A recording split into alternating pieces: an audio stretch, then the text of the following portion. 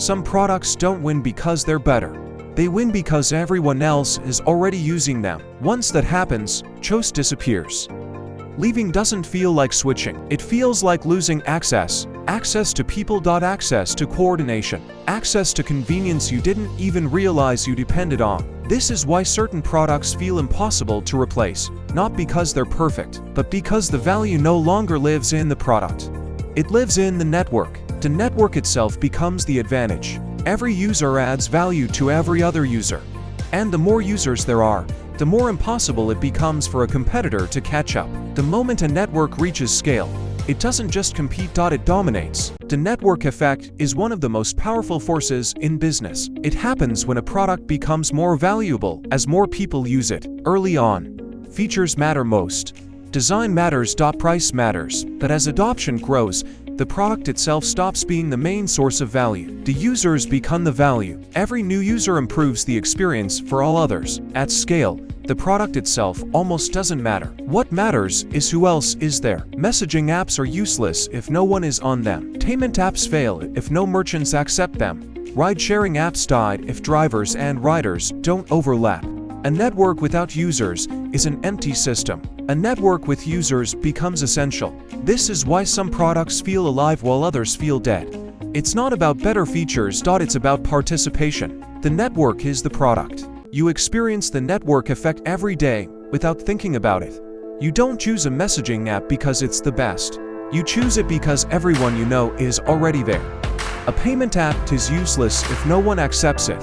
A calendar only works if others use the same one. A ride-hailing app is meaningless if drivers and riders aren't coordinated. Once enough people agree on one platform, it becomes the default. Alternatives aren't wrong, they're empty. The network effect is invisible, yet it determines which products succeed. It creates invisible barriers that competitors cannot easily overcome. This is why some companies grow rapidly, while similar products fail silently. It's the quiet power of coordination. This is why some companies dominate entire industries. WhatsApp isn't dominant because of features. It's dominant because your entire social circle is already there. Visa isn't dominant because it's innovative. It's dominant because millions of merchants already accept it. YouTube isn't just a video platform. It's a network of creators, viewers, advertisers, and data loops. Each component strengthens the others. Once these loops are established, competitors face an impossible task. They don't just need a better product, they need a network of users, data, and trust. Without that, even a superior product fails. This is why better features alone rarely beat scale. Not all network effects work the same way. In fact, this is where most people get confused. They think every network grows for the same reason, but there are different types of network effects, and each one creates power in a different way. The first is the direct network effect. This is the simplest and most intuitive form. Every new user directly increases the value for all existing users. Social networks are the clearest example. Messaging apps, social media platforms, communication tools. If no one else is there, the product is useless. If everyone is there, the product becomes essential. The value grows user to user, connection to connection. The second is the two-sided network effect. This is where things become more interesting. Here, two different groups depend on each other. Think buyers and sellers, drivers and riders, hosts and guests. The platform becomes valuable because it brings both sides together. More sellers attract more buyers. More buyers attract more sellers. Once balance is achieved, the system reinforces itself. And breaking into this type of network is incredibly difficult. A competitor doesn't just need users. They need both sides at the same time. The third is the indirect network effect. In this case, growth doesn't improve the core product directly. It improves everything around it. Take gaming consoles. More users attract more game developers. More games attract more users. The value grows through complements. The product becomes a platform. And platforms, once established, are extremely hard to displace. The fourth is the data network effect. This is the most subtle and the most misunderstood. Here, usage generates data. Data improves the product. The improved product attracts more users. Search engines, recommendation systems, content platforms. The more people use them, the smarter they become. And that intelligence becomes the competitive advantage. Late entrants don't just lack users, they lack years of learning. Understanding these types matters, because not all networks scale the same way, and not all of them fail for the same reasons. But every dominant platform you see today relies on at least one of these effects, often several at the same time. Every successful network reaches an inflection point. Before it, growth is slow and fragile. Every user must be convinced manually. Marketing is expensive. Progress feels invisible. But once critical mass is reached, everything changes. Growth becomes automatic. Users bring other users. Activity creates more activity.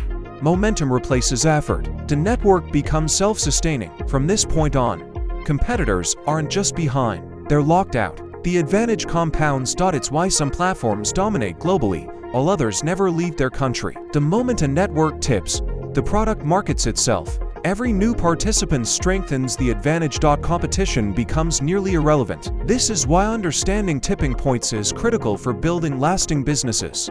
Strong networks don't trap users with contracts, they trap them with convenience.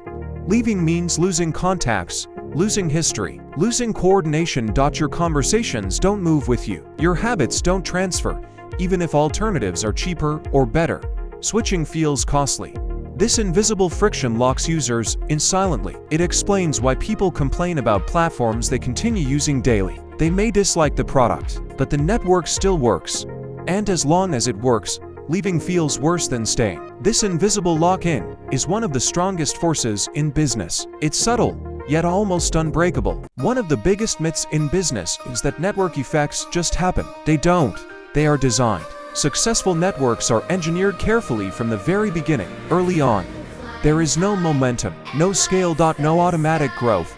Everything feels fragile. So companies use deliberate strategies to create the illusion of activity before real scale exists. One common tactic is seeding. Platforms don't wait for users to show up randomly. They target a specific group, a city. A university, a profession, a niche community. By concentrating users in one place, the network feels alive faster.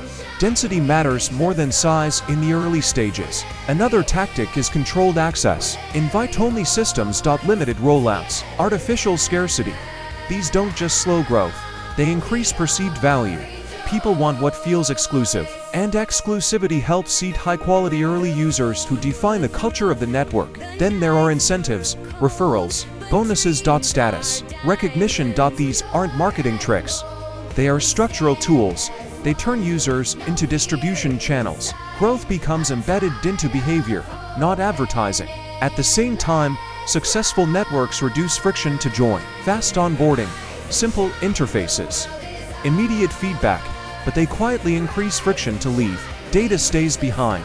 Connections don't transfer. History becomes sticky. This imbalance is intentional. None of this is accidental. Great networks are not discovered. They are built, designed, tested, and refined over years.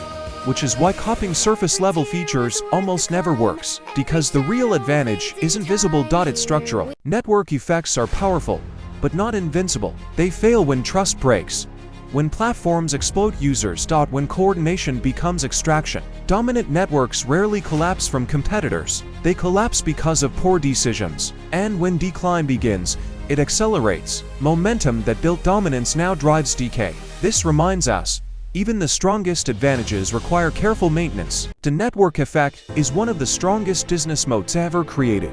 It doesn't rely on patents or secrecy. It relies on people choosing the same system together. Every new user deepens the moat.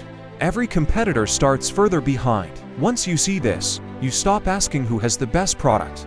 You start asking who controls the network. And when applied across industries, it explains why some companies dominate for decades. Control the network, and you control the market. By the time a network effect is obvious, it's already too late. The real skill is spotting it early. The first signal is engagement, not users. 1 million inactive users means nothing. A small group using a product daily means everything. Networks grow from intensity, not reach. The second signal is user-to-user interaction. If users create value for each other without the company intervening, that's powerful. Comments, messages, transactions, collaboration. When activity continues even if marketing stops, something real is forming. The third signal is retention curves. Do users stick around longer as the network grows? If retention improves over time, that's a strong indicator. It means the network is becoming more valuable with scale. Another signal is who is joining without incentives. When people join because others told them to, not because they were paid to, momentum is forming. Word of mouth is the purest expression of network value. This applies beyond startups. It applies to creators, to platforms, to communities. Any system where participants create value for each other has the potential to scale exponentially. Most hot products don't actually have network effects. They have marketing. And when marketing stops, growth stops. True networks grow because participation itself is the engine. Once you learn to spot these signals, markets look very different. You stop chasing trends. You start watching behavior. This is why some companies become impossible to replace, and it connects directly to another business breakdown: McDonald's real competitive advantage. Together, these ideas explain how modern business empires are built, not by competing harder, but by designing systems that quietly lock in power over time. If you understand this principle, you'll see modern markets differently. It's no longer about features or pricing alone. It's about systems. It's about networks. It's about scale.